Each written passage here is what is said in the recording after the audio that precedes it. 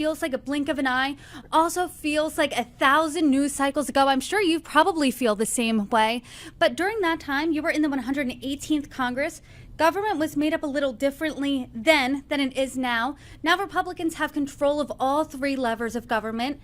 Talk to us first, to start off the conversation, about what it's been like with Republicans controlling the House, the Senate, as well as President Trump in the White House. Well, the most important piece of this is President Trump controlling the White House, and he is operating like a man on fire, if you haven't been paying attention. The reason why this news cycle feels like we're going 1,000 miles a minute is because President Trump is literally going 1,000 miles a minute, and no one can keep up. It's like he's been planning for this for the last 4 years, to do exactly what he said he was going to do on the campaign trail for the past two. Fascinating to see a politician do exactly what they said they were going to do once they get in office. And keep in mind, the only reason why we have the Senate, the only reason why we even have the House, is because of the mandate that President Trump was given by the American people and his strong leadership. I will also note this. We gained 4 seats in the Senate. We overwhelmingly won the presidency, but we lost 2 seats in the House with a sweeping victory on top of the ticket, which tells us that without President Trump, we probably would have lost the House. So let's give credit where credit is due.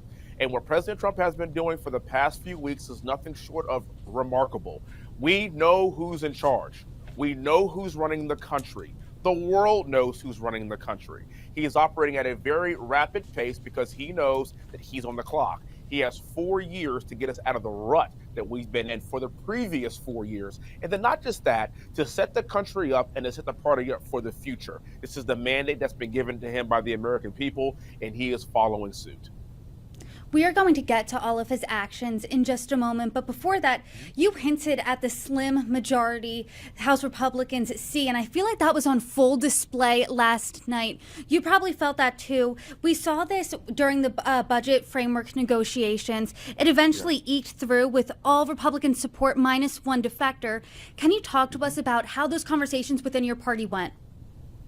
Well, keep in mind, again, we have a very slim majority, and everyone should understand that President Trump wants to get this stuff through. President Trump wanted no tax on tips.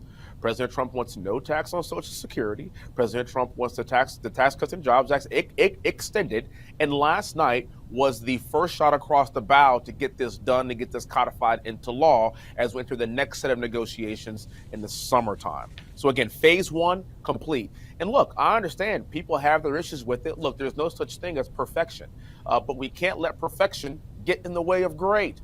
And even though we had a few people that were kind of tepid, it's really good to see us get across the finish line and to understand that even though we have a very slim majority, we are united enough to get President Trump's agenda across the board. And even though it might take, a little bit of negotiating, a little bit of whipping here and there, at the end of the day, we did get the job done. And again, that's a testament to what's happening on top of the ticket.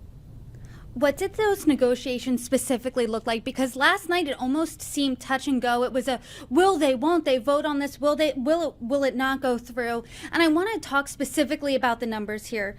It's a $2 trillion cut in overall spending over the next 10 years. And this would help pay for the $4.5 trillion extension of the Trump 2017 tax cuts. Defense spending will increase by $100 billion. There will be an increased spending on border and immigration by $110 billion. But a real point of contention was surrounding Medicaid and the cuts there, because the Energy and Commerce Committee that manages policies surrounding Medicaid will need to find over $800 billion in cuts, and people are concerned that that's going to seriously affect Medicaid. So talk to us about the negotiations, because reportedly some Republicans, especially Republicans that have a large constituency of people who rely on Medicaid, were concerned about this. Correct. Fear not.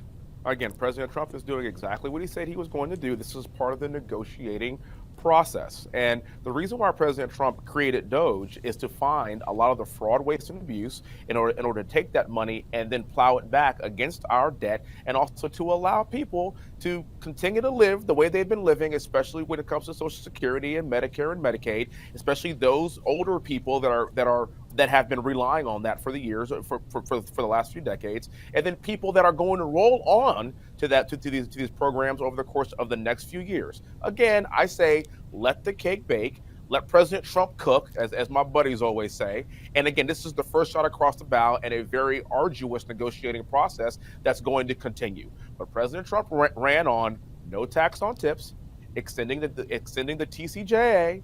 We're not going to touch your Medicaid. We're not going to touch your Medicare. We're not going to tax your Social Security, which I think is absolutely amazing.